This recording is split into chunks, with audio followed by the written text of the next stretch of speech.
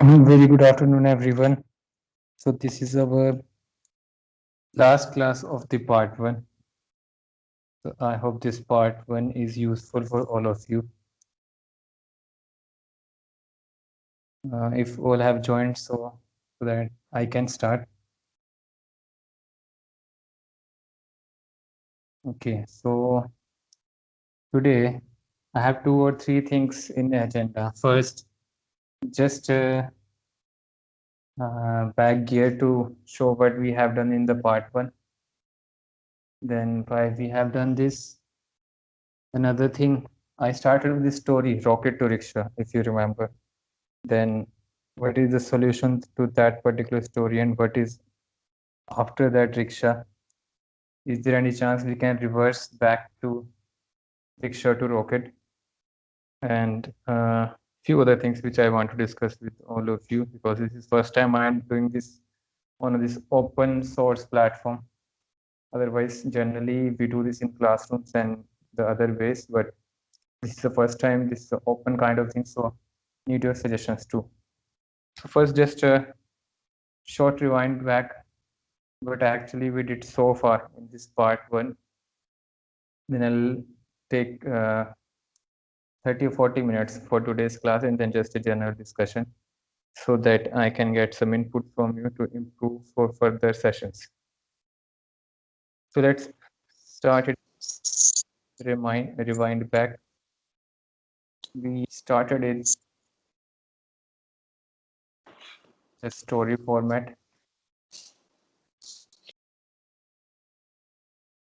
I just tried to describe you initially the role of statistics and econometrics in the research, then why it's a need as a separate subject where I generally describe what actually happening with our education system, and to improve the research we need to improve statistical and econometric methods in our data analysis techniques. Thereafter we started with the first I introduced you with the family of statistical tools that we started with the descriptive statistics. This is we started this first the way we do analysis in statistical tools. Then we started with the describing. First, that's part one, data, identify the nature of data, and description. And inferential methods for descriptive statistics, that's we are doing with the hypothesis testing. So that's what is the idea behind this first part series. We did in description the graphical tools and frequency distributions for categorical data. For quantitative data, we did central values. I also tried to explain you how to identify appropriate tools based upon the nature of data. Then we started with probability distribution, although I didn't took it so much detail about the probability distribution, just my purpose is to give you idea how useful these distributions in hypothesis testings, and it took a more than 2 or 3 decades to reach us to these inferential statistics where actually we are right now. It's day by day it's progressing, new methods are coming and they are in the software. So far actually whatever we study in classrooms, that's if I can calculate, it's nearby 50% actually what is in the softwares. Reason we don't have access to other new methods, we are lacking behind. We need some new methods, source to new methods. So that's also one thing which I want to discuss with all of you after today's class. Then we did this hypothesis testing for descriptive statistics. For categorical variable proportions test, we did for quantitative data, we did z-test, t-test for comparison of means and proportions. To compare variance, yesterday we did f-test. Or if we want to compare more than two means, again we have to use the f ratio. That's the indirect method. We can use this f ratio for comparing more than two means. So that's what we did in this first part, and I try to do it maximum possible with this data software. We want to feel that we are not doing applied part. That's the most important. In classrooms we hardly do any applied part. We do many calculations and many cram these formulas and all, but applied part that's actually missing in the classrooms. So next, actually, this was the only idea behind the part one, the basic descriptive statistics and inferential statistics for descriptive stats. But I want to show you a few another test, just one or two, which might be useful for your if you are doing some descriptive analysis. That's the non-parametric methods. There are although so many non-parametric methods, but truly speaking, even I don't have access to all those methods to source to read those about those methods and describe you. So today I'll just take 2 or 3 methods for which I have a source and I can give you 2 examples with Stata software. So before that, first this today I want to first do this normality thing, because many times you are going to face this problem whether your data is normally distributed or not. If it's not normally distribution, especially in case of t-distribution, then you have to use the non-parametric method. Yamini asked me, sir, what is non-parametric methods and why we call it non-parametric method? I'll try to answer this question today, why we call them a non-parametric methods. First, just take a case of when we don't have this normally distributed data in t-distribution, so we can't apply this parametric methods t-test. Then we have to use another non-parametric methods. Another case might be Likert scale data. If you have a Likert scale data, then this whatever we did in the proportions test, comparison of means test, these techniques are not applicable. So you have to use any non-parametric method. And I think commercial studies, this Likert scale trend is so much in the trend. So we need some non-parametric methods. Today I try to describe you how this non-parametric methods work in descriptive stats. If you have a case of Likert scale also. So first start with this normality, that how we identify whether our data is normally distributed or not. So let's just start with this data. I already shared this data set with you. Today, Harmoninder sir also joined. He's my friend and colleague. Sir, actually, I already shared this data file with all others, so I'll share it with you also.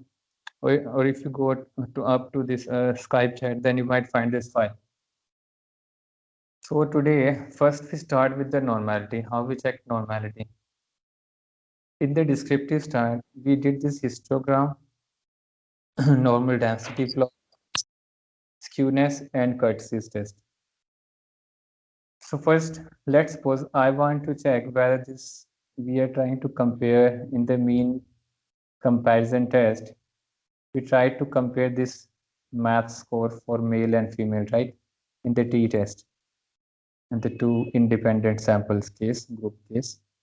So first, the process is first you have to check whether your data is normally distributed or not. If you have a large sample size, then and if you know the population normally distributed, then if you are applying a z-test, you can assume that with the central limit theorem that sampling distribution of sample mean is normally distributed, so you can directly apply the test. But if it's a t-distribution, and for t-distribution more than 30 sample size, central limit theorem won't apply. So in that case, it is appropriate first you can check whether if you have a really small sample size data, then it's appropriate to check whether it's normally distributed or not.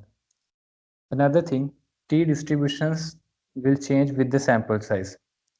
So it's always better to check first whether your data is normally distributed or not. Then you can apply appropriate parametric methods. So for today, let's first, I want to check this math score, where this particular score is normally distributed around the observations or not. So the indirect methods generally, first what you can do, look upon the histogram. These are some subjective methods. It won't tell you either, but it can give you the hint whether it's normally distributed or not.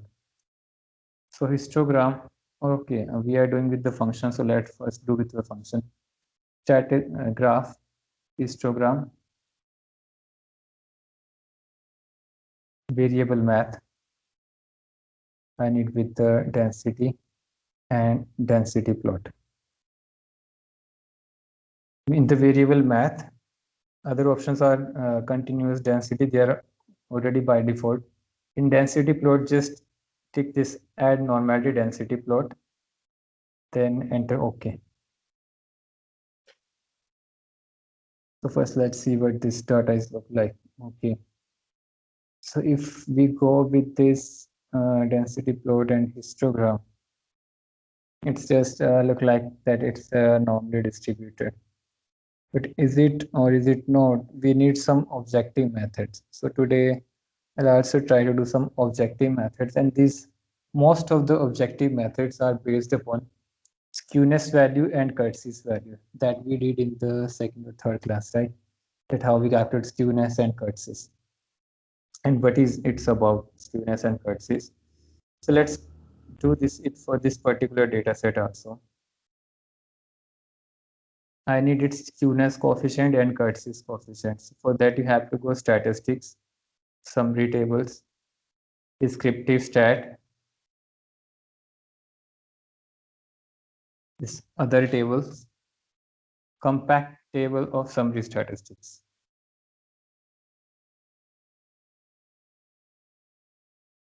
Maths is my variable, and I need skewness and Curtis coefficients for this particular variable. You have this all the options in this compact option. That's already we did in the second or third class. Today, just I need skewness and Curtis coefficients. And please stop me anytime if you are struggling or you want to do it again. Press OK. Now we have this skewness and Curtis coefficients. So generally we say if skewness is nearby 0, then it's symmetric data, and Curtis is nearby 3. These are the few parametrics. Now in this case, is positive skewness value is 0.28.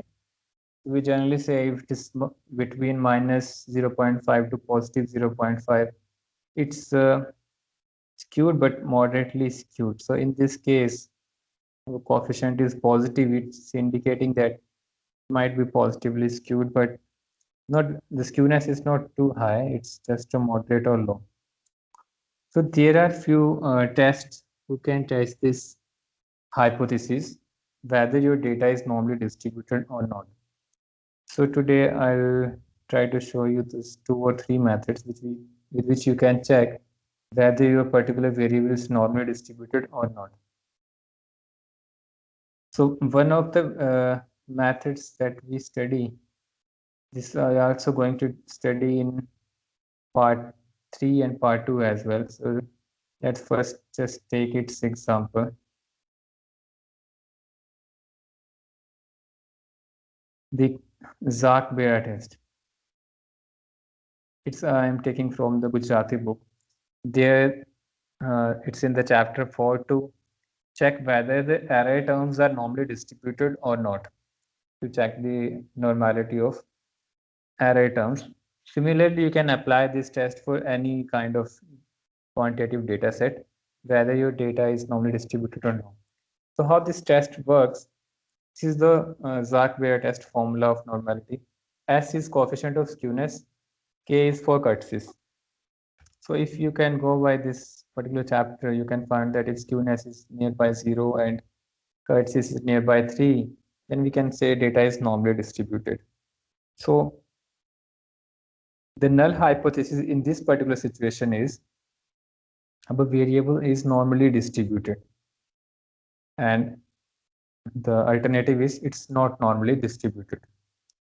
So if you can apply this Zak-Bera test of normality, then you can apply this directly in a Stata software, but you have to add this package in the Stata software. So as we install this T package for finding the critical value of T test, fdemo to find the critical value of f test, ztail to find the critical values of ztail. Similarly, there is a package for Zach-Bera test also. You have to type search JB in small letters, just JB. You press enter. You will find these 3 or 4 options. So out of these, I suggest you can go with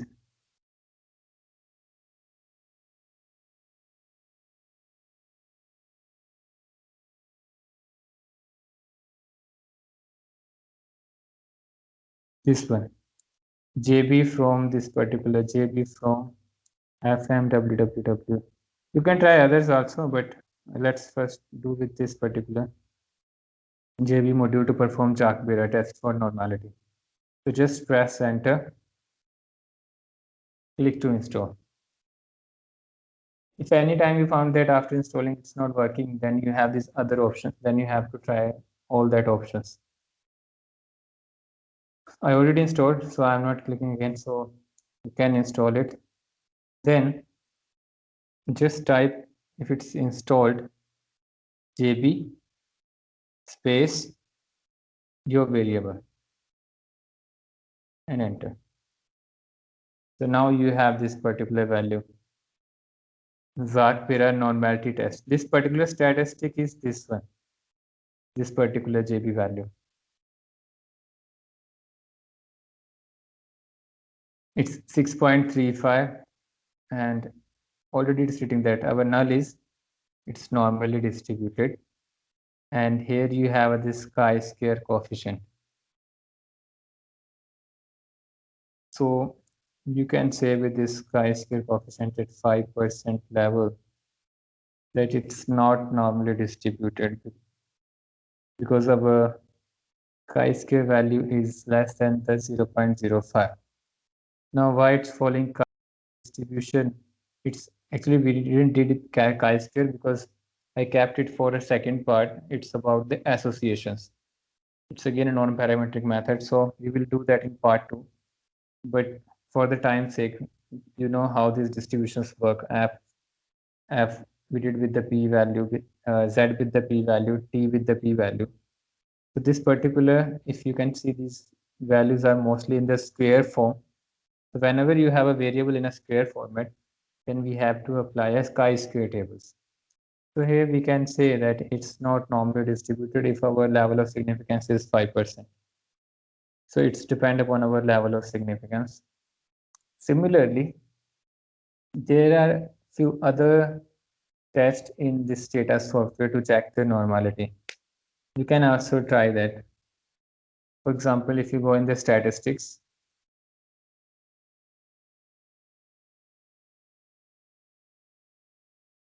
in the distributions plot, you will find here skewness and Kurtz's normality test. Then should we go with normality test? All tests are related to normality. So first, let's go with skewness and Kurtz's test. Our variable is math. And okay. So let's see its results. Yeah, again, our p-value is less than 0.05. So it's suggesting us that it's not normally distributed because p-value is less than 0.05. So how you interpret these results? If I'll give you an example. Okay, this is about the JB test. You might find it useful. I took it from the internet. Like suppose this is your for in our case we have a 6 point something like Zach-Bera normality value, coefficient value, and here we have a 0.04. In this situation, let's suppose your this particular value is 4.22 and your coefficient is 0, p-value chi-square coefficient is 0.12. So how you interpret or analyze this particular result? If the p-value is lower than the chi-square value, then the null hypothesis cannot be rejected. If residuals are normally distributed.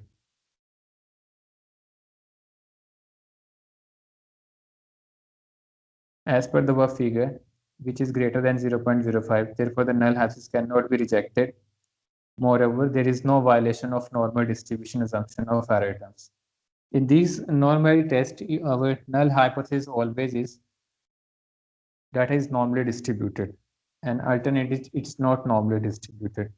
So in this case, p-value is greater than 0.05. So we are accepting the null hypothesis. We are saying it's normally distributed. But in our case, our p-value, if we go with this Jacques-Berat test,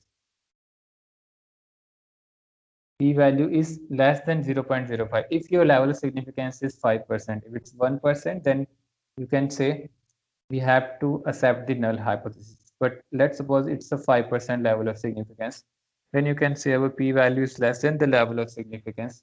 So we have to accept the null hypothesis, and null hypothesis is it's normally distributed. So we have to accept this particular null hypothesis that it's normally distributed.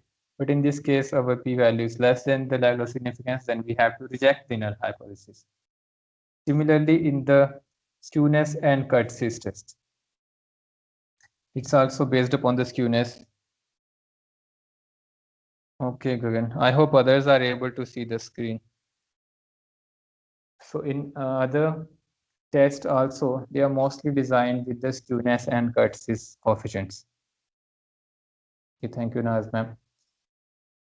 You can try this, but I think these are more than enough. You can apply Jacques-Berat test, skewness, and Curtis test. But you have these coefficients that also give you the hint. Then if you want, you can go with this other distribution plot methods. Shapiro-Wilk normality test. Again, you have to put your particular variable. Okay. Now again, our p-value is less than level of significance. So we have to reject the null hypothesis of normality, and we can say this particular variable is not normally distributed. So if this is the situation and you have a small sample size, then t-test is not appropriate. Means in many statistics book, you will find that if it's not normally distributed, then you have to use non-parametric methods. So this is how first you have to check whether it's normally distributed or not. Especially you need to be worried when you have a small sample size. Then it's mandatory first to go with this normality assumption. Then you can apply the t-test. Otherwise, you have to find another methods in place of t-test. Today, I'll give you one or two examples of non-parametric methods which you can apply if you are trying to compare the means. But today, I'll only take the case of when you're comparing two means at a time. There are tests where you can compare more than two means. Like for more than two means, we applied this F distribution, right? F ratio. But if anytime you are also finding place in the F distribution also, then you can go with the another non-parametric methods. Today, I just take few examples of the non-parametric methods. The only with the main problem which I found with the non-parametric is that in generally statistics books, these methods are not, you can't find any particular theoretical reading about these content, that how these calculations are done, and how, because Stata software like hey we can do with the one single command, it will give you the results like these results that you have and Jacques-Berat results you have. But if you don't know from where these results are coming and what it means, then you can't understand how this procedure is going on. So, for example, in Jacques-Berat test, I am saying that I have taken it from the Gujarati book. So similarly, for to apply any particular method, first you have to go through with the methodology of that particular test, and that's the way you will find it difficult, that the sources for this all non-parametric methods are not available in the simple statistic textbooks. And if I'm not wrong, in most of the universities, non-parametric methods are not even in the statistics syllabus. Because they also have these limitations of the sources also, that first from where students will read and who will going to teach. So that's the one problem. Like this particular book which I shared, it's too costly for students. Student can't buy this particular textbook. Similarly, the other books. Here I also need your help. For example, if you have any source for any non-parametric method that you can share with others so that others will also study that particular method. That's how we collectively work. But truly, if I'll say you are not going to do this, and that's what happened from last series with me. Many times I say to the students and researchers, help each other, but after the classes, they just disappear and they're not bothered about others. But that's not the way we progress in the research and knowledge. We have to help each other. So, okay, today I'll just take two examples because in this particular book, I only have access to few non-parametric methods. There are other non-parametric methods. Like, for example, if you go with this Stata site, it will show you all these non-parametric methods. All these are non-parametric. Wilson sign rank test, Wilson rank sum test, equality of medians, then binomial probability test, test for random error, equality of survivor functions, and so on. So let's suppose Stata software have all these options. Command is easy to find. You can go through with this data, you can find the command. For example, take a first example, Wilson sign rank test. I need a command. I click here. This particular site provide me the source to this particular command that how I will apply this particular test. But more important is I need source to read this particular method, that what this particular method is, how is it working, what is the methodology of this particular method. And here I also have this limitations, means I have access to only few standard textbooks. I'm also trying to find the sources for all other these methods. So far, I only have access to 3 or 4 non-parametric methods, but this is a story for all other statistical tools. That in general, simple statistic textbooks, you won't find all these tools in your textbook so that you can understand and apply in the Stata software. That's the main limitation this particular coursework is. Another limitation that generally if we apply the research workshops which universities organize time to time, right? But they are the parallel things of same content. Let's suppose you are this particular part one series, you are attending my classes, right? I come in the first part, I covered the basic descriptive stats, second association part, third basic econometrics, but there are other methods also. And if we want to learn those other methods, then we have to help each other. Otherwise, there is no other way. Because for one individual, it's not possible to find a source of all these methods, the content for all these methods, commands for all these methods, and then share with others because it's a time consuming exercise, right? And no one is free who is going to do this exercise for us. No one at all. The other way is, say that's a simple way. Let's suppose we have a 20 class of 20 students, right? I say, okay, pick any of these tests, find a source to this particular test, the methodology part and the command part, and try to understand and share with the others. So let's suppose in the next 10 days we do these 10 methods. Then we have a new source of these 10 non-parametric methods. And then others can also learn, and anytime if they find any problem in their data or the situation is like they have to apply non-parametric, they can apply. But this is the idealized situation I'm describing. From last 3 years, I'm trying to coordinate with the researcher to do this particular exercise with me or their teachers so that others can get help. But it's not working. And today I'll explain this story in the end also why this is happening everywhere. Is why we are not coordinating with each other and what's the main hurdle? Is it the university or the system, or it's a problem with our own thinking about the others or behavior? And that's actually the situation is.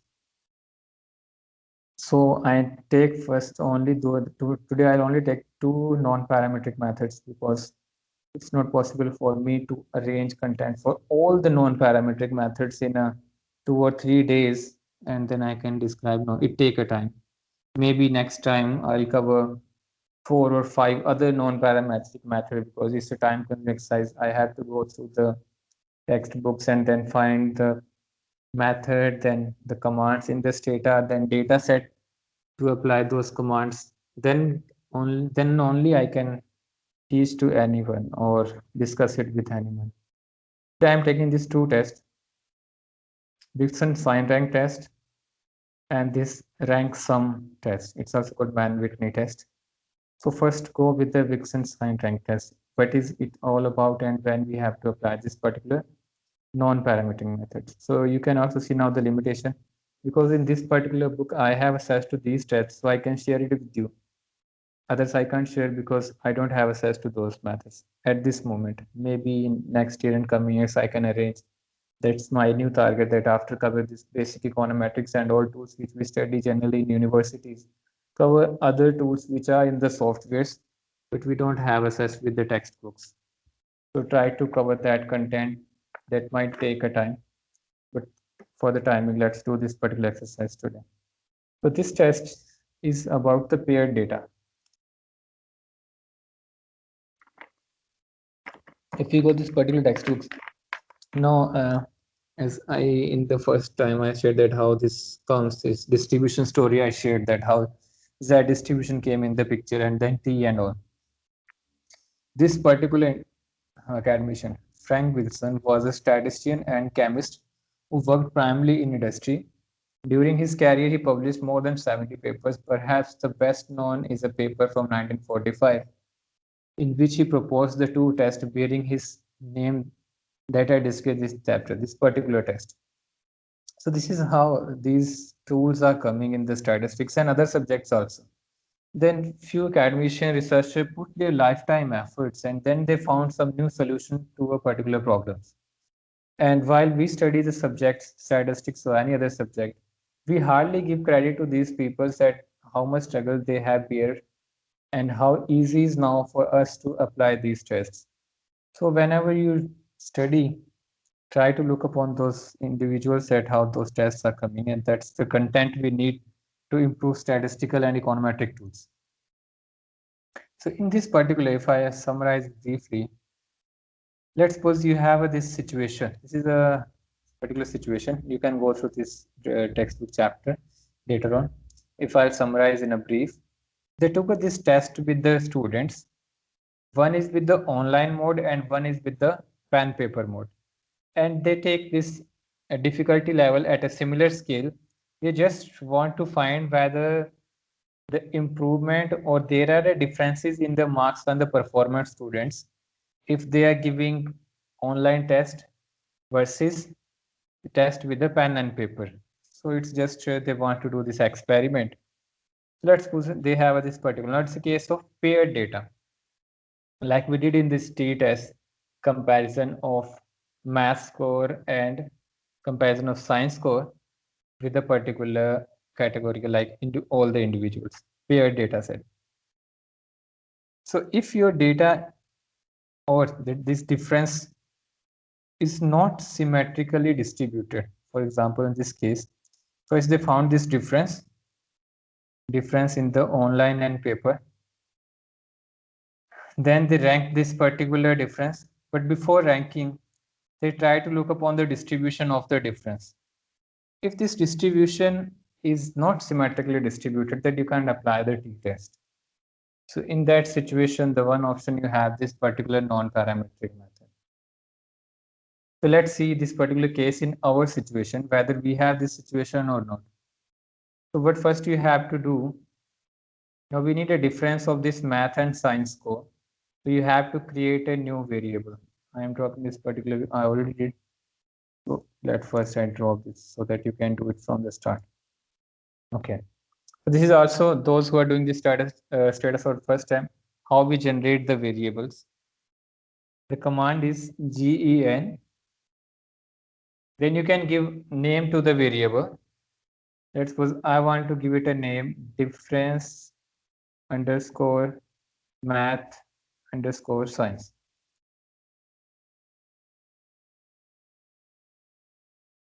Equal to, now what this variable is, I need a difference between math and science को. So math minus science. I need this difference. Similarly, there is this difference.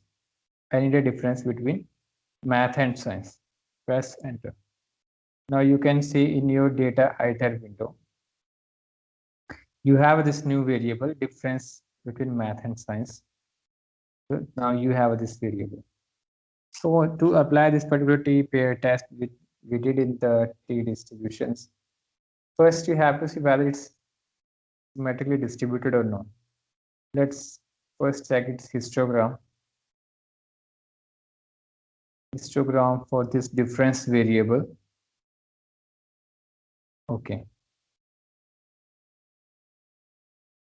Okay, so it's more or less normally distributed. So in our case, although we can go with the t-pair test, but let's put if it's the situation, it might be a case where you won't find this particular difference symmetrically distributed.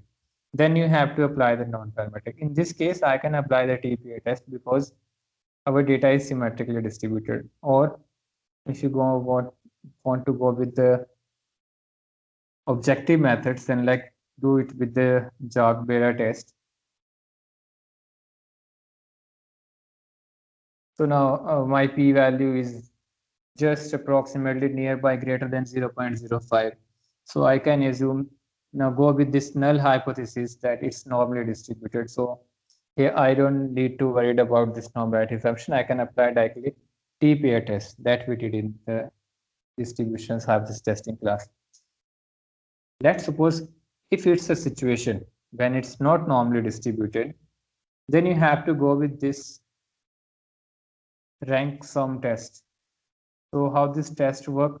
I hope now situation is clear for all of you that when you have to apply this particular non-parametric method, if your difference is not symmetrically distributed, like this is if this is the situation, then you have to apply this.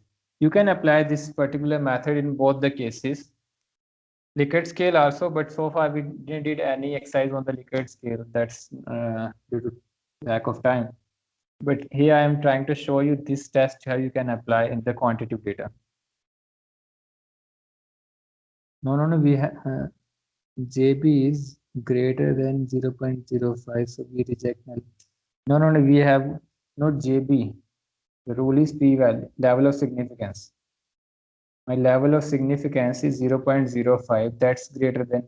We always compare level of significance with the p value, not statistic value. Statistic value we always compare with critical value. It's not a critical value, it's a p value. So this particular value is greater than 0.05. So we have to accept the null hypothesis. I hope it's clear. It's a p value, and p value we can only compare with the level of significance. Yeah, it's normal. In our case, it's normally distributed, so we don't need to apply this particular non-parametric method. But I'm taking a hypothetical situation. Let's suppose you are doing this exercise in your research work, and if you don't have this particular symmetric curve for your differences, then you have to go with this particular non-parametric method. This might be a situation, it depends upon the data. Right now we don't have, but let's suppose if we have that situation, then how we apply this particular test. So the first you have to do, you have to take the differences among the tests, whatever scores you have. But I'm taking example where we can apply this particular non-parametric method in quantitative data. That's what this is the quantitative data. First, you have to take the difference, then ranking of the difference. Means you have to arrange this particular in a particular order, then you can give ranking. If it's repetitive cases, then as we do in a Spearman rank test, you have to divide rank accordingly. After ranking, what you have to do, now this is the null hypothesis in this particular test. The null is that this median difference, it's not a mean difference, actually it's a median difference, is 0. That's what actually what we are doing in this that particular mean comparison, that both the mean are equal. That's our assumption about the, sorry, That's our null hypothesis based upon the population parameter where we are comparing. And the alternative is that's not equal to 0. Similarly, here our null might be that it's equal to 0 and alternative it's not equal to 0. So let's take this particular, but it's a median, it's not a mean. That's the one thing you have to take care about it, because in ranking you can't do this summation and divide by n, that's a mean. No, that's not the way we work with the ranking. This is something about the ordinal scale variable. You can't do apply directly mean technique to the ordinal scale. That's inappropriate method. So go with the median.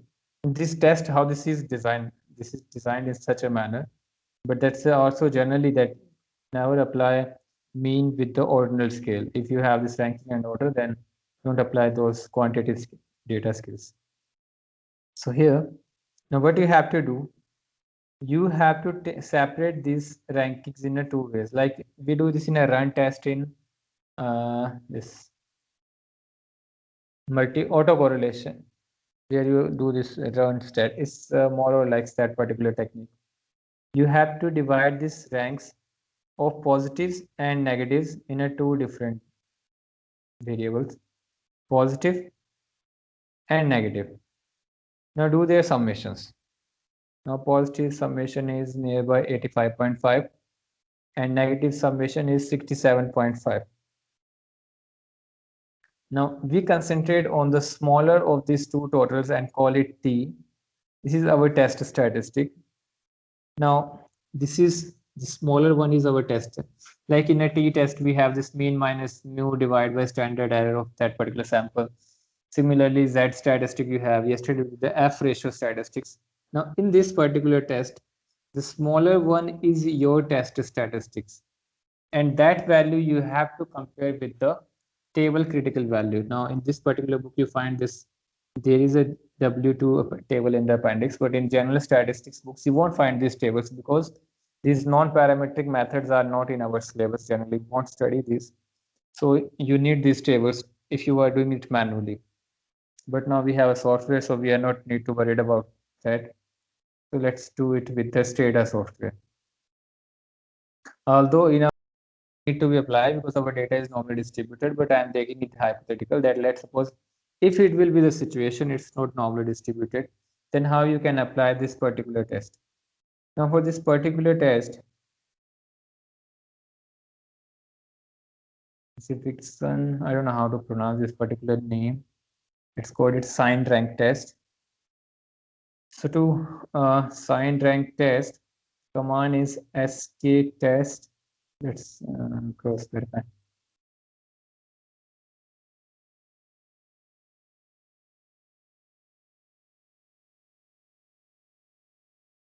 Okay, waste your time. Just check here what's the command for this particular test.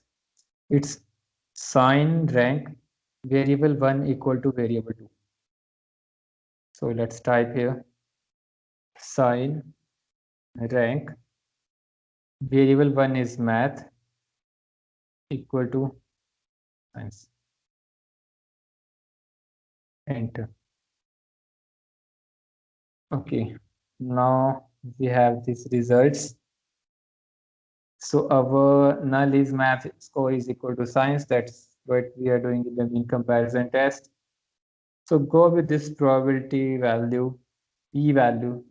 So based upon this p value, we have to, here you can see, it will provide you the positive observations, negative observations, their sum. We have to go with the negative, smaller one. That smaller one is generally our test statistics.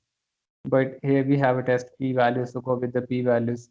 So our p value is more than the level of significance.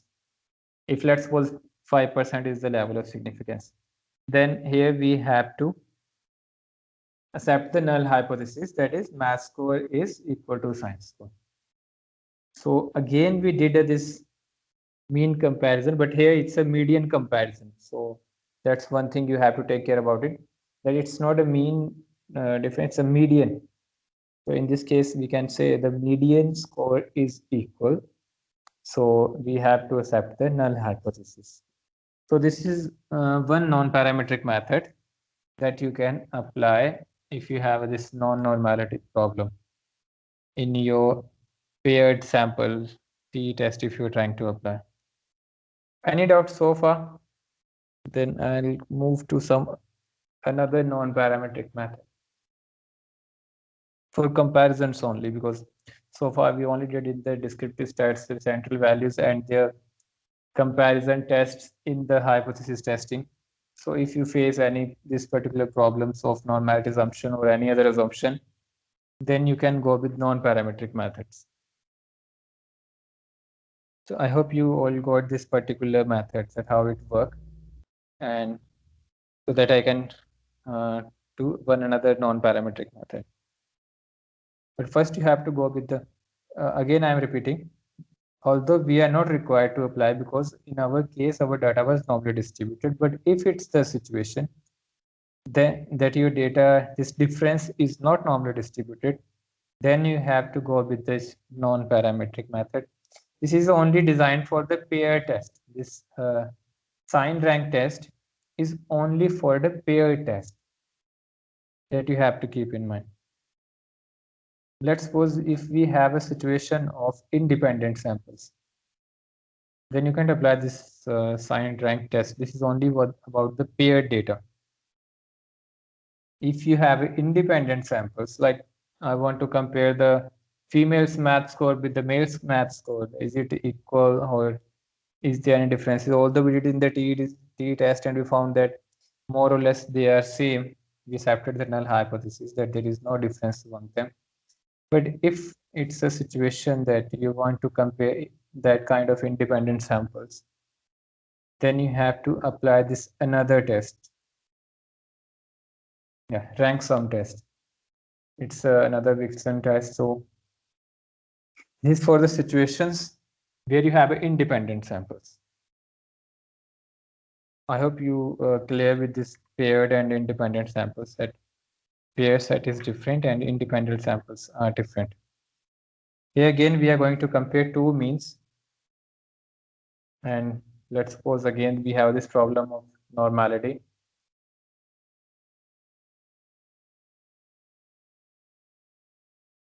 Now, first, in this particular book, this particular test is described with the Likert scale variable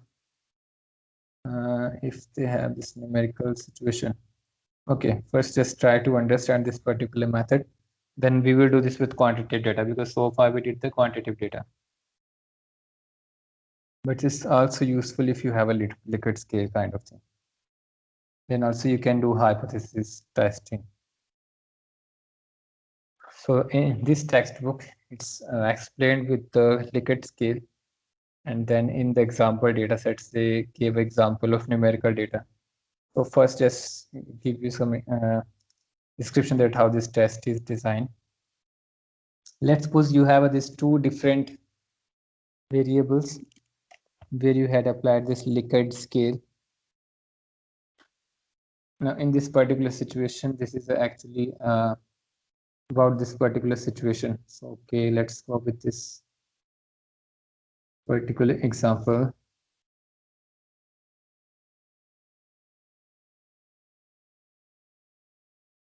They have a rank for this airport and Main Street, customer grades for 2 car rental sites. And they have this 5-scale process from, let's see, it's given here or not. Yeah, A positive to D negative. So this is the Likert scale process. And they did this exercise with the customers at 2 different sites. So what first you have to do here, as we did it in ranking in the previous method, again we have to give the rank. These are 2 different sites, right? But you have to give rank to them collectively. Means let's suppose we have this situation of female's math score and male's math score. These are 2 different independent samples, right? But when you will give a ranking, that ranking you have to give collectively. So they gave a ranking here for this both collectively. 1 to the last rank is 11. First you have to give the rank. Then you have to separate these ranks for this both the sides, Main Street and airport. How? We have given this ranking right for airport side and Main Street train. Now you have to take summation of these particular ranks. Summation for the airport side, summation of all these, and for Main Street, summation of all these ranks. So first you have to take this summation. Let's suppose the first airport side, the summation of rank is 42, and for the Main Street is 24. Now, what is our null hypothesis here? Now it's a Likert scale, so it's a little bit subjective thing. Because in parametric, we are giving some value. It might be 0 if it's if we are saying that difference is negligible or difference is they are not differ with each other, then it's a 0. In F ratio, it's a ratio, so we have a null, 1 in the null value. Here it's something subjective that they're saying the locations have the same distribution of satisfaction among customers. And the alternative is that one of the site is giving more satisfaction. So now how we divide this particular means this is a Likert scale, so we can't give some particular value. So this is why we call this Yamini, why this is called this non-parametric, because we don't have any individual specific parametric value to put it in the null hypothesis. Like in the mean difference, we are giving that's a 0 value. In the F ratio, it's a 1. That it is again if it's a comparison of means of large samples, and if we know the standard deviation population, then we have to give a 0 value. But in these type of situations, we don't have this particular value in the null hypothesis, any specific parametric value. So we call them a non-parametric method. That's the reason it's also given here why we call them a non-parametric method. So that's why we call these a non-parametric, because we don't have a specific value. And here we are doing this exercise with the ranking technique. That's we also apply in a correlation, the Spearman rank. So this ranking is the ordinal scale type of thing, and that we can't specify any particular value in this particular situation. So these are the non-parametric methods. So in this particular method, we call it a rank sum method. First, you have to give the rank, then take a summation of the rank for both the groups. Now, for first group, we have a 42. For second group, we have a 24. In the previous test, what we are doing, we took a difference. That's a pair test, so it's not that separately we have to do. We have pair data. We took the difference, then we gave the ranking. After ranking, we did this distribution based upon positive and negative. This whatever differences we have, we added the ranks for the positive and the negative. So here we did this with the based upon the median, positive and negative comparison based upon that particular value. But in this particular case, we are not doing it based upon the positive and negative. No, it's a two independent sample sets. So the comparison is sum of rank of the first group and sum of the rank of the second group. Now, if let's suppose in this particular case, this is some sample size is different. Like here we have a 3 and 6, and here we have a 5. So definitely the rank is not going to be the same summation of rank, but at least it need to be in a proportion. For example, the total summation of the rank is they elaborated with this one simple example. If you can understand, otherwise I can elaborate further. Let's suppose these are 11 customers, right? So if we take a summation of this 1 to 11 rank, it's 66. So how it needs to be distributed? If for example, it's a situation of 11, let's suppose a situation of 12.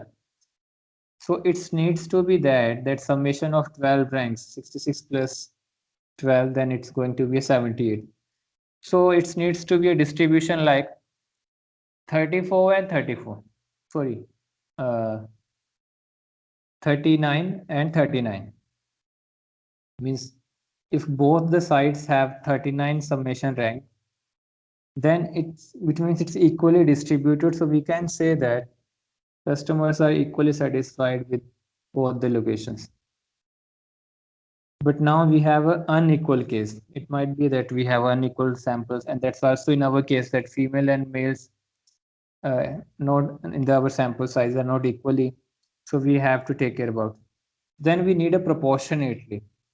Now this is a 66 summation of the rank. Now if it's an ideal situation, how it needs to be divided?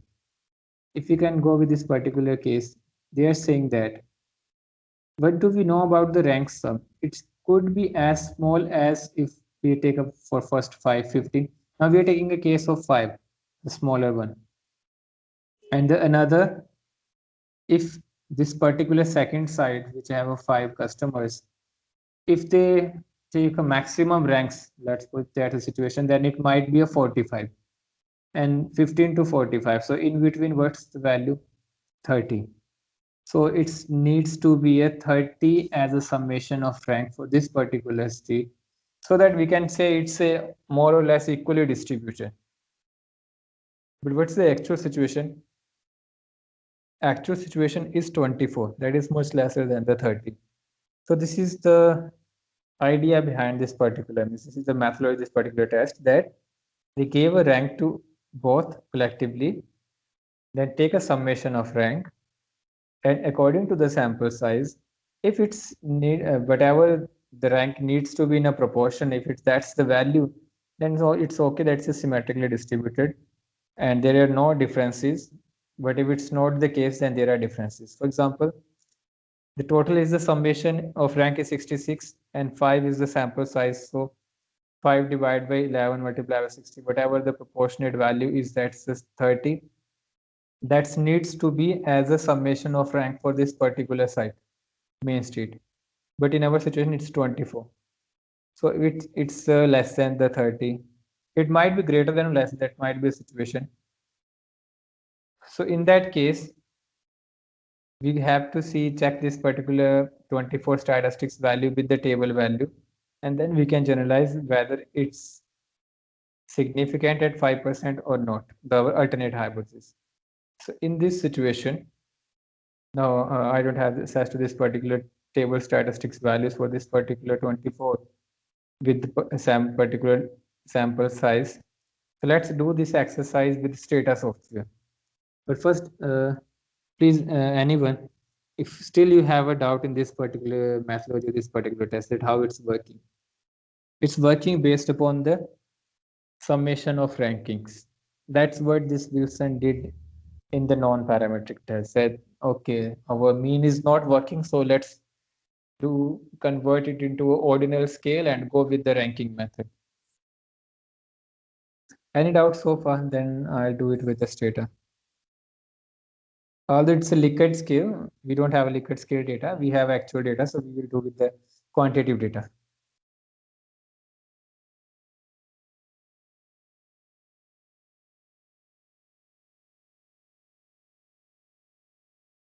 I think no doubt. If no one is replying, I'm assuming that you don't have doubt. Okay, so in this data, non-parametric test, so with some rank sum test. Now, I want to compare the female's math score with the male's math score. So it's a two independent groups, right? So put a variable math in the variable and grouping variable is female. Okay. So these are the results. Rank sum for now here, because the sample size is different. For male is 91, female is 101. So accordingly, rank sum must be low for the male, but we need in the proportionate value, right? So if we go with this particular, the null is that female is equal to the male. the score is equal, that difference is, there is no difference. So if you go with this p-value, now p-value is greater than 0.05 level of significance. If 5 is the level of significance, then we have to accept the null hypothesis that on an average, sorry, it's not average about the mean. There are no differences in the score of female and male. So that's the null hypothesis we have to accept. So similarly, if you have a Likert scale, you can apply this to the Likert scale. But we have a quantitative data, you can apply to the quantitative data.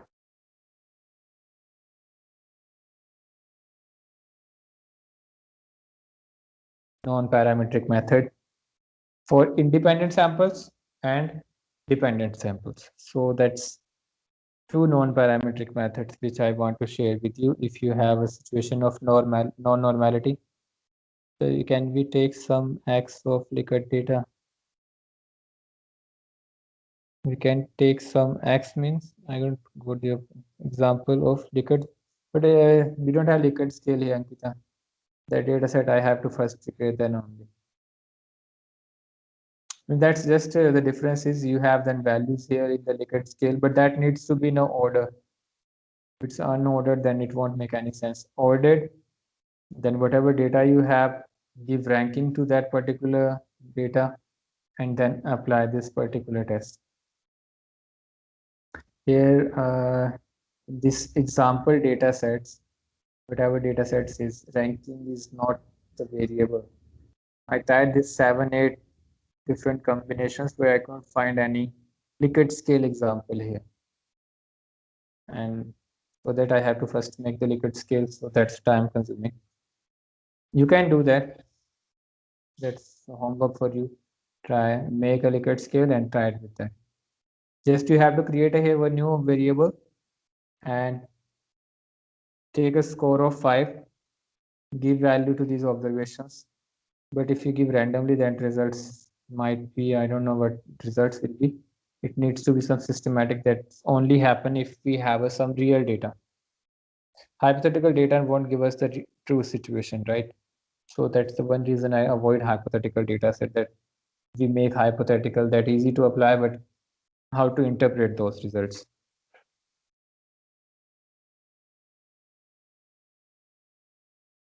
Quintile is something different, Divya. Likert scale is something different and quintile is different. This, what you do with the quintile, okay, you have a quintiles and how you assign the ranking to them. Okay, you can divide this in a 5, then if you give a rankings. But the thing is, what you can compare in that situation, that have to be that if you can take that female average, means that then you have to define what is your null hypothesis, what your quintile variable is, and for quintiles, generally the score variable, right? This math score is, these are not for the quintiles. Quintiles is generally where you have something like assumptions and income. If I talk about the economic literature, the scores and these variables are not for the quintiles. That's only we need if we need something like distributions and all. Otherwise, it's not appropriate. But you can try and you can share the file with others. Okay, so this is another non-parametric test, rank sum test, and for other non-parametric tests. If anyone of you more interested in the non-parametric methods, this is the source from the state website itself. You can try these all other on the data sets. You can find examples on the internet also, but my limitation is to apply any test, first need a source like this particular, right? How that test is working. But that source is something is not in this Stata site. Although they provide some references. For example, if I click in this particular ScienTech test, here they give you the references. Means if you scroll down, here are the references. You are very lucky if that particular reference is online available at online. Otherwise, mostly they are paid, or you have to go with the university. If you have university like JNU ID or IT, then you might find that that particular book or journal or source is available. But that's you have to deal with it. If it's not, then you have to struggle it with. For example, this particular you can go to click on this particular source. They might provide you with the Stata website or that particular journal, but maximum are not available with the ease. You have to struggle with that. So that's my limitation to cover all the topics. Time is the one thing, and another is that the content and the source. In this particular case, like this journal right here, then you have to subscribe, and also that's the one thing that whatever this is not about the Stata only, but the other softwares also. Means nowadays like R and Python, you can do this exercise, but the thing is from where we study about those things. If it's not in the textbooks, then for example in this particular case, this data in their journal they have this source, so then we have need a subscription. And this data journal, even I don't found it in a IIT IDs or the JNU IDs, so it means JNU and IITs are not taking subscription of this particular journal. So then you have to struggle it with means there are many sources, but you have to try. It's a hit and trial procedure. Again and again, maybe we can find something else which could add us to a particular source, but that's the limitations we have. So these are the non-parametric about the mean comparisons. You can go with that source I'm telling you, you can go with this Stata site for other non-parametrics, but before applying is easy, that you can go with the Stata site. They will give you the command, you can apply, will find the results. But to understand the procedure, you need this particular book or the journal, whatever is the source for that. That generally won't share freely. If it's in this data set, for example, this particular situation, sign rank test, you might find these results, interpretations, and examples like this situation, equality of test. This particular data set is in the example data set where you can try that. And sometimes they also provide this particular formula method that how you can apply. So this is the source, also one source where you can, if you're good in math and statistics, then it's easy to understand these terms for you. It might take a time, but you can do it with them. And then you can understand the process. I can only tell you the sources. This form, it's not possible to do apply all the things.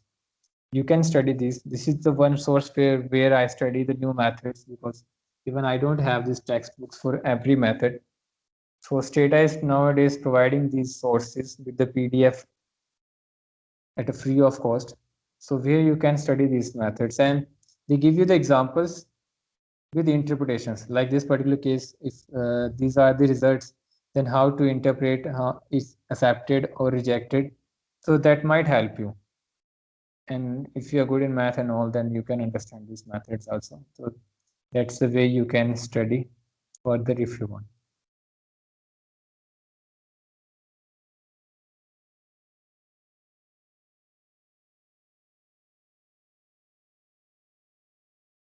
No, you tried it, but first I have to practice my It's not a spontaneous exams thing that you made a variable. Now you are saying interpret. How can I interpret? You made the variable. You have to define what quintiles means to you in this particular variable.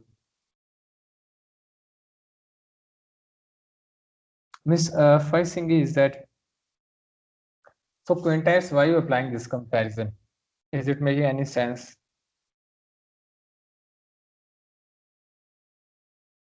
It's the most important bit I think is no, Divya, liquid scales are not like this. The quintile and this, that's something uh, non-quantitative information that where you are trying why when we do Likert scales, when we have this like in the customer space, this commerce studies, right? Satisfaction levels or services, like whenever you do a shopping, so they always take your mobile numbers, and like in the Zomato and all, they After that, it's a 5-star rating, the 4, 3, 1. That something is about the attribute. This math score you are making the quintiles, it's not the attribute, right? The attribute thing is totally different, and this particular means then it's not any difference. Like I directly applied this is quantitative data, right? And if I can do this with the quintiles, that won't make any sense. The ranking is not the quintiles is something. Ranking we always do when we have some attributes. In this particular Vixen and this non-parametric methods, that's the we are applying because we don't have this option because our data is not normally distributed, and that's the assumption of t distribution, that if it's your distribution, because t distribution normal distribution, so if your data is not, then you can take that critical value from the t table and you can cross check whether it's significant or not. So this is something about the data attribute. If your data attribute is not in that particular order, you can try with that. No. That's actually a good example, the way you said. This is really example.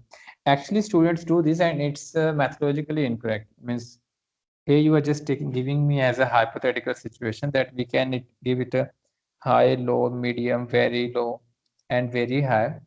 But if I can share, I attend this few series of workshop by this IIM professors, IIM Ahmedabad professors. I can take the name.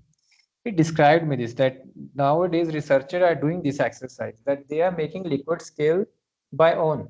Means whatever they think is that is the order 5 or 3 or 7 or 4, even the even numbers orders are there in the research we have found that, but this is not the way Likert scale. These are the indirect techniques, and whenever you have to apply indirect technique, you have to give a full attention to that particular variable. Means you can do that, software will give you the results, but what will be the interpretation of those results? That's the thing which I also want to share with all of you, that that's actually if I am discuss, okay, let me come to this point, that what actually I have today to discuss with you. We started this rocket to rickshaw. If you can remember, I tried to explaining there that the problem with the rocket to rickshaw is that our solutions are source of new problem. And Divya gave this example that sometimes we try to find a solutions to particular problem that's actually a new problem, source of new problem, because whenever we jump or whenever we try to find shortcuts, that's the way we lie with the problems. And that's what's actually happening in the research domain. And that's what actually in the end I want to discuss with all of you in the end of the part one. First, I want to thanks all of you. You are with me for these 2 weeks. Every day we spent more than 1 hour, sometimes it's nearby 2 hours, and we listened me patiently and you attended every day. Thank you so much. You trusted me. And I think maximum of you are going to be with me for next 3 parts also. To Lavanya and Lavanya and I think one more guy. They are going to end with only with the first, but I don't know they are present today or not. If any one of them, then I want to discuss it with them. Let's see if no. Is Asif is present today? I think Asif is going to leave us with the first part only, and Lavanya also, and Lavanya is also absent today. Okay. So anyway, to Lavanya and Asif, thank you so much for it, because I need your inputs. You can mail me anytime. Whatever, if whatever interesting you found, whatever important you found, or what are the limitations or what are the difficulties with the content, the method, anything, whatever you want to share with me, you can just mail me. So with others, still we have a 3 parts and there are chances to improve at every moment. So first, now in the first class, I started with the problem, right? This particular with the story. So now what's the solution? I don't want to go with this blame. I already described there. Whenever we have a blame game, the solution is not possible at all. So we need a solution. So today, I want to reverse this particular story, that how we can progress further and from where actually I want to take all of you. Okay, so this is I'm going to share with my own experience, and it might be a story of all of you. We all are researchers, so it's just that I want to discuss it with you today. That's you can give any name classroom to YouTube. That how right now I'm teaching with you YouTube. From last 3 4 years I'm taking in classrooms, or from textbook to Stata. What I means is that theory to applied part. So today I want to share my own experiences. Uh, my initial schooling. This is actually what happened with in this particular time period in India with young generations, that we are moving from one place to another, right? For education and later on then job, and there are many other purposes. It might be one country to another country, or might be one area to another area. But why we are doing and what are the struggles we have? That's all we are facing right now. Just with this particular, but my focus is on the education and this particular series only. And what actually the problem in the research domain in these days, what I found, and you might face this in coming years, or you might be facing these challenges. I started initial schooling with the Himachal. I gave this a one. These are my destination, which I change time to time. I was there initial schooling up to second and third standard. Then, because my father is in the CRPF, so we moved from one place to another. Later on, we shift to Jalandhar in the Punjab. I studied there for 4 years. Later on, we shift to Chandigarh. There, I spent more than 15 years. My graduation, 10th, plus two, all is from the Chandigarh. Later on, as all we do, this how this migration takes place. Himachal to Chandigarh is like all we do, right? If we are from the rural areas, our parents wants better education for us, so we always move from nearby cities. But as we all know that in our state universities there are limitations, so we always want better universities. Similarly, I also tried. I got place in JNU, so I studied there for 5 years. After JNU, but I realized that there is so much gap in the state and this particular better institute. So why not go back and do some positive work in own areas where you want to live? So I get back to Chandigarh. I started teaching. Now here, I surprised that, but I was thinking, like all students we have, when you are going to start a job, you might face these challenges. I was thinking that okay, I am from JNU, I have so much knowledge, so here might be college or teachers will welcome us, and I'll get a job. But reverse is happened. They didn't welcome. The reason is that whenever I try to do something new, they are against, because that's against their traditional methods of teaching, textbook methods. One reason that they don't want to change their method, so why they allow someone new who's going to change the thing? So there might be some ego problems, system problems, syllabus are outdated. You can many reference readings I found in the syllabus is that reference is given of the 1990 and 80. We are living in the 2020, and now we have this, everything is changed to the softwares and all. Marketplaces are changed, monetary system is everywhere, and we have that particular reference books of 80s and 90s, so we need something new, right?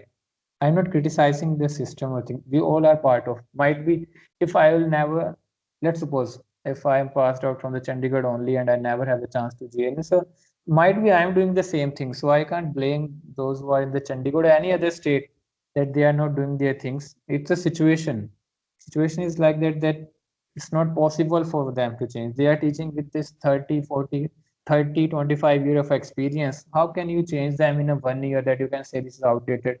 No one accepts that. So that's what it's happening right now if you try something new. Later on, now I changed the place, and again Chandigarh to Jalandhar. I teach in one private university. The situation is same. Then later on, one commercial university to I joined some religious university where I found it might be some peaceful place because they have a something non-commercial agenda. The education and the changes are easy.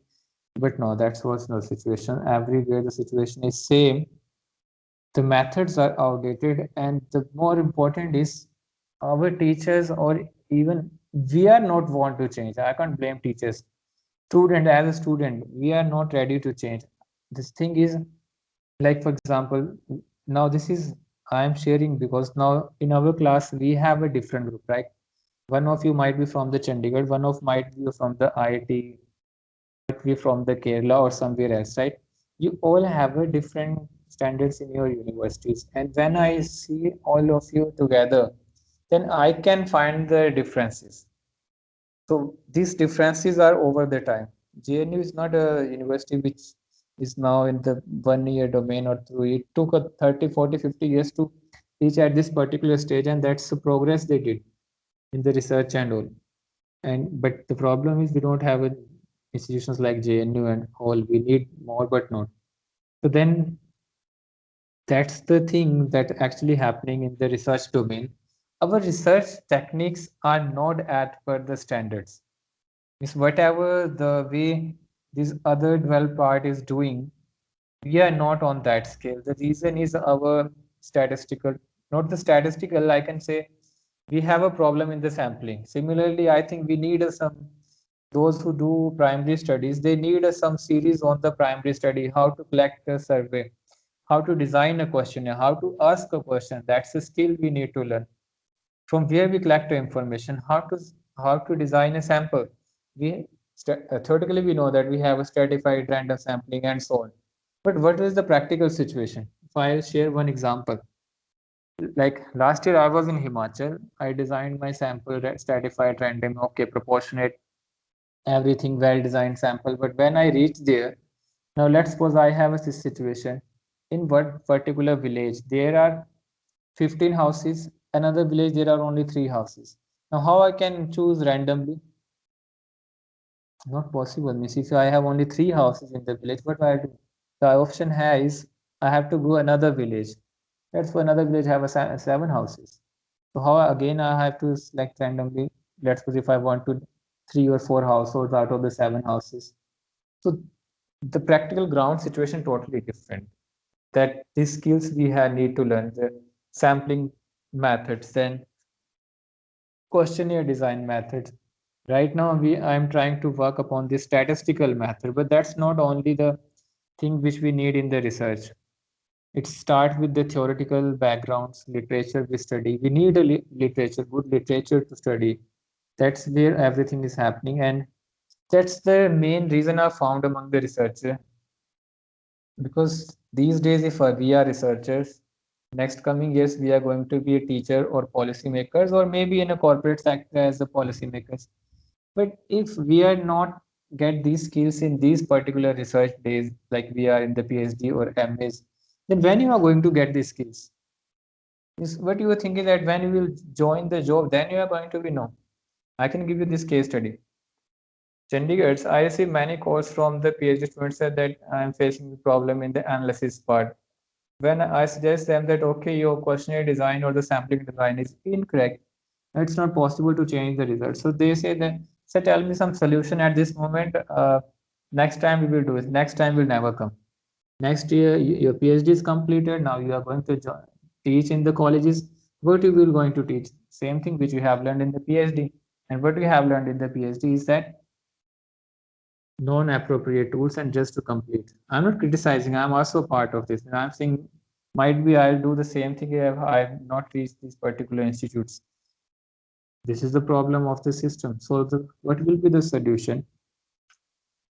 Solution is not that I blame teachers, university, or anyone. No, that's not the way. If I'm not doing anything, it means I'm the part of that. All have their own limitations. We can't blame anyone. So one solution which I propose is that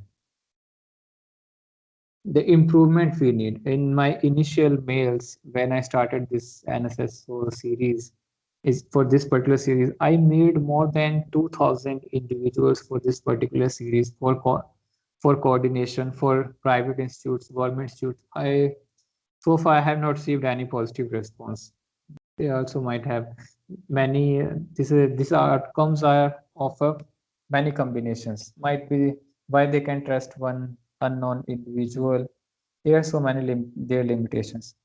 So then again, I need solutions, so I am trying hard.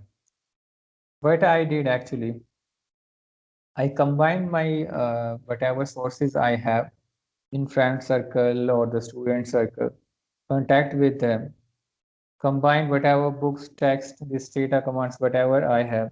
So right now I'm starting with the basics. These whole 3-4 part series are going to cover. There are so many new advanced things in the econometrics which are nowadays in the good university they are teaching, but all others won't have access. But I want to reduce this gap. That if one is studying in the Chandigarh, one is in the JNU, why there is so much gap? You see, one is learning in the JNU, why that student won't share it with the students which are studying in other universities and they don't have this access?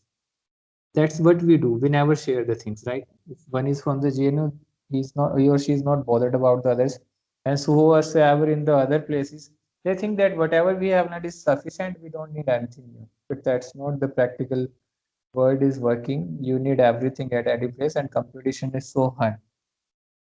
So like in this particular series, I combined this all the things and I'm trying to start with the basic things. Applied part, because we need applied part, otherwise not any practical way to learn these things with the theoretical concepts. But I am doing only for statistics. I am saying that it's also required for sampling design. It's also required for questionnaire design. There's so many things you can do. That's why I always say that let's work together. But so far from the 4 years, what I got together is just in this my particular template. It's not working. Whenever try a series, I complete it. After that, everyone get disappeared. The only queries I receive, their individual queries, whatever problem they are facing in their PhDs, they mail me or send it me WhatsApp. But nothing like this that you found something new, you studied, and you want to share it with other scholars. No. So far, I have not received any such response from any of the scholars with whom I had worked. Yeah, Nazmim, I'll give this to all of you. First, just I'll finish this thing, and I have a proposal for all of you. So far, my purpose is I searched it through the internet about the universities in the other countries and in India. Approximately, I studied syllabus of more than 70 universities. This particular course, but I found that the textbook limitation is there. The teacher limitation is generally we have in the PhD coursework this 50 and 55 hours coursework content, right? So the limitations are it's not possible to teach everything in the 50 and 55 hours. Now, in this year, due to this corona, everything is shifted to the online mode. So that give me an hint that okay, it's possible in the classroom. It's not possible that I can take a class of 50 hour to 100 hour, but at least with the online platform, I have this leverage. So what I found that the reputed universities around the globe, for particular specialization, they are teaching approximately 200 hours contents. And this 200 hours in the 2 years or in between for that particular subject, they teach like basic, intermediate, and advanced. And if you combine that content, it's this is my average approximation that come nearby 200 hours content. In India, it's nearby 100 and something. So the one gap is there, and if I compare that with the state and other university, that gap is too much. There's something which we required is something. So in this particular series, I'm going to cover at least 80-hour content, and still the 120-hour is remained. Then, for example, today I did 2 non-parametric methods, right? There are 4 or 5 other non-parametric methods. Similarly, in every other topics which we are going to cover in next 3 parts, there is a scope for other topics as well. For one individual, it's not possible, and that's the limitation in the universities that when we teach the course, I was also teaching, there are limitations of time and content. I can't teach everything.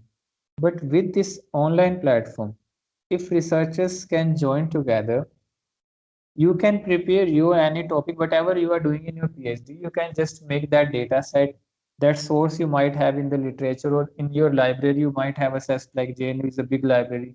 You have a particular textbook with which you, and you can think that if that textbook is generally not available or that particular method is not available for others, You can share that with the others. Like how I am teaching, what I am doing. I am making this PPT and then try to do exercise in the data. Similar thing you can do and you can share. So I need your help to cover this 80 hour to 200 hour.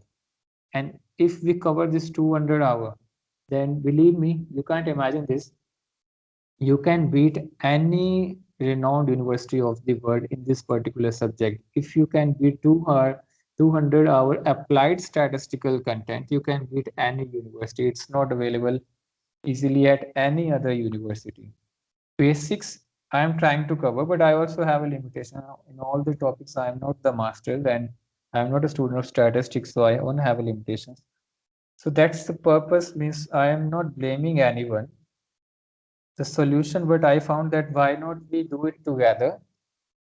Money is not the constraint. If we divide it the time accordingly, you can do one topic or the two topic, but we need some determination. That's the main thing. We don't have this, even if it's a basic tool, even let's suppose it's a normality. If I don't know how to apply in the Stata software, it's a big challenge for me. But if I know it's just a 1 second or 2 second thing, right? I can share one if you allow me. It's already 4:30. Yesterday, I received one query from one researcher to whom I already taught the ancestral extraction. He need a logit model and he need a dummy variable. What he did, he applied a one reshaping technique and then he is doing in this data with the one command within a second it can do this dummy variable thing and all. So he wasted his 1 or 2 weeks just to do exercise which was unnecessary. Similarly, we are wasting our years in the PhD and masters and still lacking with the qualitative content. So I'm saying again and again, for me individually, it's not possible. If you are not ready to help others, the situation will remain same for others. Means we have to struggle individually like we are struggling. I am struggling, you are struggling, everyone is struggling.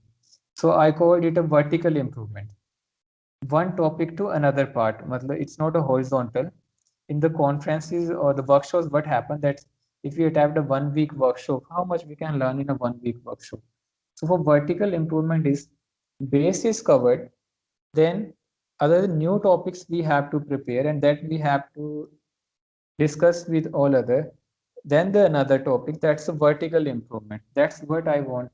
If I'm doing this, I need vertical improvement in coming years.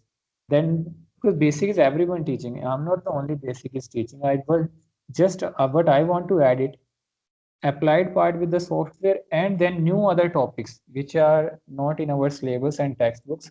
But when we do PhD or data analysis at any firm, we don't know what will be the situation we will face. So we need to be ready for that situation, and the only way is we can learn as maximum as possible. So that's the what solution I found for this particular problem. Rather than blaming anyone, why not we try it? So this year I just tried because I took a off. I'm not doing any particular job this particular year, and I'm taking this particular year off to complete it as much as is possible. Next year I'm also going, then I also have a limitations. So if we will not do it together, it won't be it's not possible. For example, many times you can see that Divya shared the these commands with us, right? Similarly, you can do that. Means if Divya know it means you can also try that, and we can help each other. I also all know the class I'm saying. I'm not the expert. I don't know all the commands. For lecture, I only prepare, but I think that okay, these are the important things you can do. But there's so much scope in the softwares and the methods, so you can do these experiments. Like Divya today say that we can divide quintiles. Okay, you can do it. And if you think it's meaningful, we can do it. We can share with others. The new example we can prepare, like Divya is trying to for the liquid scale. I don't have a data scale, so she said we can apply. This is something innovative, right? Something new we have to try. I have limitations, but if we do jointly, then we don't have limitations. But I'm not asking you can give me a 1 month or 1 week or the 2 months. No, no. I'm saying whatever thing you are applying in your PhD, whatever method you think it's interesting, you think it's important, you can try that. We have a 20 students, even if we can share 1 hour content with each other, we can make a new 20 or 40 hours content within a month. For me, it's not possible. So that's what I want to share with you. This is one example I can share. uh, I received this particular mail from the YouTube. Means, see this data analysis. है India ने देखा भी नहीं और USA वालों ने analysis कर दिया. This, see how these countries and these firms are so. This is a commercial like YouTube.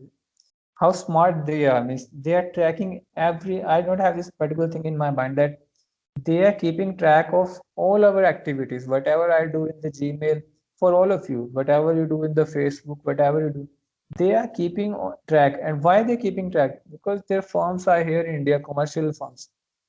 The products, whatever they sell us, is based upon this information. So USA वालों ने analysis भी कर दिया, India वालों ने देखा भी नहीं. So we need to get smart, right? Means we have to do this. Means we have to think about the future, not only about the past and the present. So rather than blaming anyone, why not we join together and work hard to make it purposeful for everyone? Another, the last comment I want to share. The main reason for which I start this series is not the main problem with the Indian university or something else. No. While I was doing the masters in Chandigarh, I have a classmates from the Afghanistan and Nepal. There, these courses are not available. Means they have this limitation of teachers and universities. So I received a request that if it's possible, you can share this content. Then I try to look upon the internet. In the internet, I found that this content is nearby 60,000 per student. So then I decided, okay, let's do it. What's the harm if I can give one of my year to help students or researchers? The more I'm getting, the more I'm doing, I'm getting. Means I'm practicing this data software, this exercise. So it will be helpful for me if I'm going to teach in future. Then it will be helpful. So I'm not nothing I'm giving to you. More than that, I'm getting from you. So that's if you think it will be useful, then please think like this and try to work hard, study new things, find new contents, share with each other rather than just study the classes and leave it.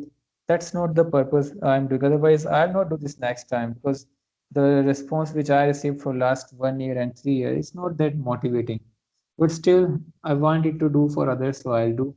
This I tried actually tried, and that's more than most people ever do. So, and I'll never apologize for how I tried. So I'll never stop. I'll do because what I think is important. Why not we do? So okay, now it's open to Naz ma'am.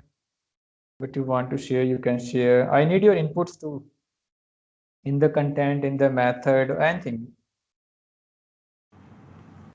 Yes, good evening to everyone. This is Nazneen. I'm from JNU. I'm doing my PhD from CSRD. I'm a social geographer, and statistics and econometrics is something not so familiar. Although in my center, these statistics and these methods are applied a lot. But I am from a social geography background, so I do more qualitative research. What I want to add here regarding this training or regarding this course is I found it useful. The examples were really good, and for me, yeah, this will take time to grasp all those things and the methods that sir you discussed. I wanted to add this thing that regarding the sampling techniques and other things like questionnaire or literature review, there are online programs. Now they are on YouTube, which is free access to all. So if anybody is interested, I can give you the link here. These are from the professors from JNU and other institutes like DU, AMU, then BHU, and other reputed institutes, and they have like worked a lot here, and these were really good lectures which has helped me as well. Although I'm from JNU, but these have helped me as well because I got a wider perspective on the things that I'm working on. So that's what I wanted to add. And so as and when I'll do my data and other methods that are not discussed here, if I'll apply, I'll send you the my uh, I'll share my methods with you. Thank you, sir. Thank you, ma'am. Thank you so much. Yeah, ma'am. Yeah, that's what I'm saying. That if we share, like now you share this information that JNU and the professors are doing this. So if you can share that whenever you want to study those methods or trying to do making their sampling for the PhD, he or she might get help. So this is the what trying to say that if when we help, then we have a much wider domain and we can learn many things. But if we stop with on, then it's not that we can try anything new or help others. And that's when you help others, you learn many things. Like Naz ma'am said that there are links and that might be useful for all of us. So thank you so much, ma'am. Any other one? Please share your views, what you have, or whatever you want to change. Because still we have a three parts.